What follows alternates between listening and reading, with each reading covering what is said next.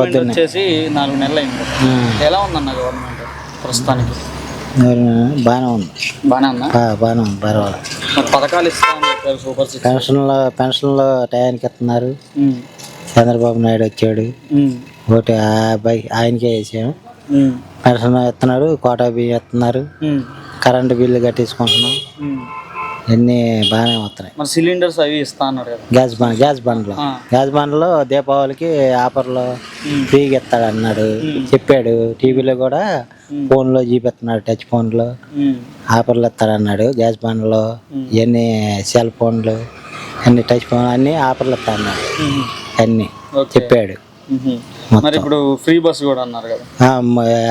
ఆడవాళ్ళకి ఫ్రీ బస్సులు అంట, మగవాళ్ళకి ఏమో ఛార్జీలు అంట. చెప్పాడు బస్సుకి.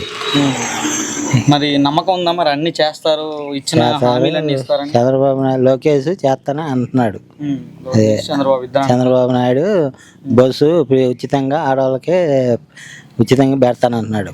ఏటైనా ఛార్జీలు లేకుండా ఆడవాళ్ళ వరకు ఫ్రీగా బస్సులు టికెట్లు బుక్ చేశాడు.